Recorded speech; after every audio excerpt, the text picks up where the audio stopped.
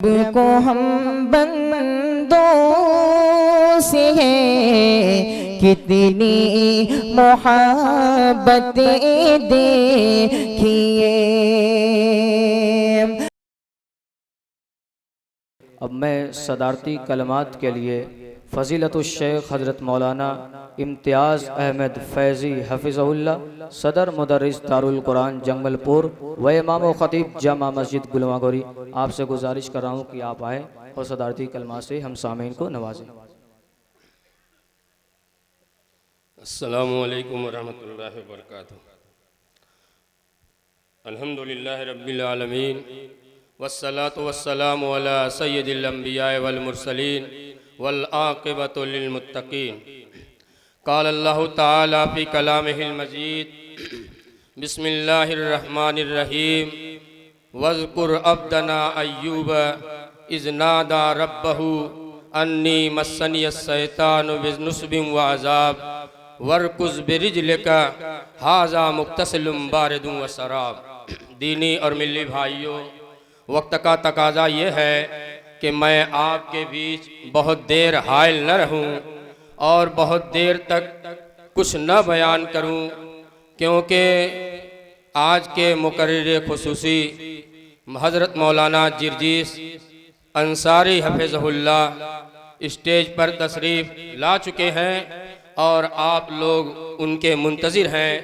सिर्फ एक बात मुझे ज़िक्र करनी है कबल इसके कि मैं अपनी बात आपके सामने बयान करूं। ये लोग जो सामने खड़े हैं हमारे भाई, मैं उनसे गुजारिश कर रहा हूं कि आप लोगों से बहुत देर से ये कहा जा रहा है कि ये दाहिनी जानिब जगह खाली है, आप लोग इधर जाकर क्यों नहीं बैठ जाते हैं, किस बात का इंतज़ार कर रहे हैं। हमारे वॉलेंटियर बार बार आप लोगों से गुजारिश कर रहे हैं आप लोग जाएं और इस दाहिनी जानिब, ये जो लोग खड़े हैं ये अदब के खिलाफ है, दीनी मजलिस के खिलाफ है, आप लोग बैठ जाएं, बिल्कुल बैठ जाएं। और इतना बड़ा मजमा है, मैं एक दीनी और इल्मी बात, सिर्फ एक बात बयान करने जा रहा हूँ। चंद दिनों पहले मेरे पास एक सवाल आया था। वो सवाल ये था कि वो कौन से पैगंबर हैं इस्माइल अलैहिस्सलाम के अलावा, वो कौन से पैगंबर हैं जिनके एड़ी रगड़ने से ज़मीन से पानी निकला था, जिनके एड़ी रगड़ने से ज़मीन से पानी निकला था। और इसी के मुनासबत से मैंने वो आयत पढ़ी है सूरह साद की कि अल्लाह ताला फरमा रहा है अपने पैगंबर, अपने बंदे हज़रत अय्यूब अलैहिस्सलातु वस्सलाम के बारे में। अल्लाह के नबी अपने आखिरी पैगंबर नबी सल्लल्लाहु अलैहि वसल्लम से कह रहा है कि वज़्कुर अब्दना अय्यूबा, ऐ नबी मेरे बंदे अय्यूब के बारे में आप जिक्र करिए, आप पढ़िए। इज़ नादा रब्बहु अन्नी मस्सनियस शैतानो, जब उसने अपने परवरदिगार को पुकारा, अपने परवरदिगार से दुआ किया कि ऐ मेरे रब, ऐ मेरे परवरदिगार, मुझे शैतान ने दुख पहुंचा दिया, तकलीफ पहुंचा दिया है, शैतान ने दुख और तकलीफ पहुंचा दिया है। इस आयत करीमा की तफसीर तो लंबी है।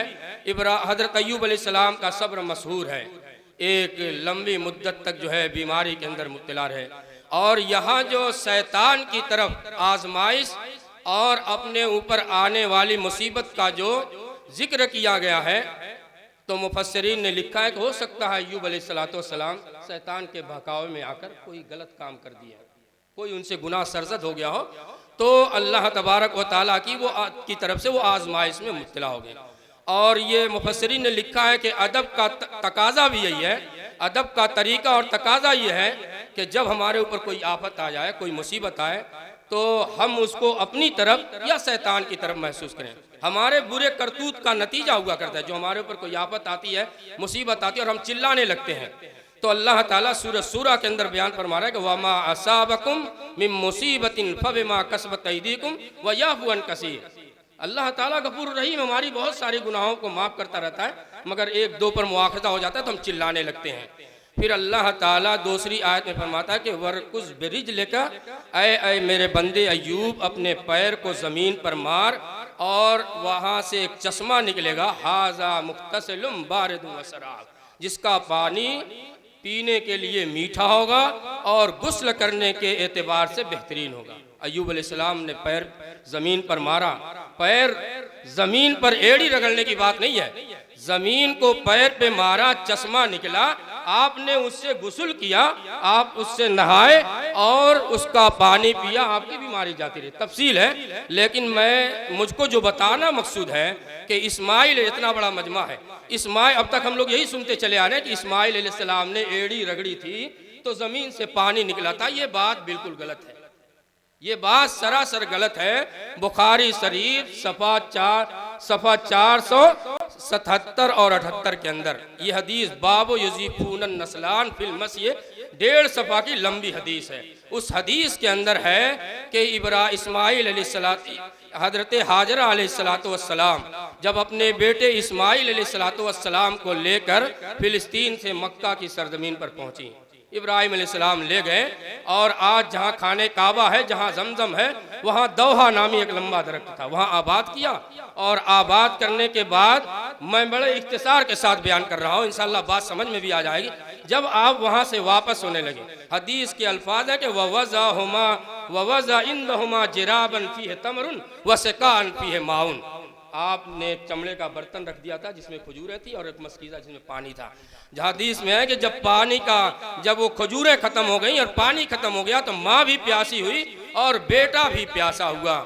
तो जब हजरत हाजरा अलैहिस्सलाम से अपने बेटे की हालत देखी न गई तो आप करीब की सफ़ा और मरवा दोनों पहाड़ियों पर आती जाती गईं। जब आखिरी मर्तबा पहाड़ी पर थी तो आपको ऐसा महसूस हुआ कि आपको कोई आवाज़ दे रहा है। तो आपने गौर से सुना और कहा कि ऐ मुझको आवाज़ देने वाले, अगर तू मेरी मदद कर सकता है तो मदद कर।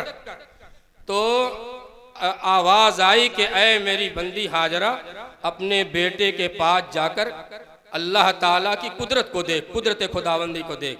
तो जब वो अपने बेटे इस्माइल के पास आई तो हदीस के अल्फाज हैं कि फ़ैज़ा है या बिल मलक, तो वहाँ फरिश्ता मौजूद था, जिब्रील अलैहिस्सलाम वहाँ आए थे। और हदीस में कि फ़बहसा बिअक़बिही, अपने बाजू से मारा ज़मीन पर और या अपने पैर को ज़मीन पर रगड़ा। जिब्रील अलैहिस्सलाम, इस्माइल अलैहिस्सलाम के एड़ी रगड़ने से पानी नहीं निकला था, वो अभी सिरखार थे, बच्चे थे, भूख और प्यास की वजह से हदीस के अल्फाज है कि यतलब्बत औ यतलव्वा, वो करवट बदल रहे थे। और ये बात एक ज़माने से चली आ रही है कि इस्माइल अलैहिस्सलाम के एड़ी रगड़ने से पानी निकला। इस्माइल अलैहिस्सलाम के एड़ी रगड़ने से ही आप भूखो प्यास की वजह से करवटें बदल रहे थे।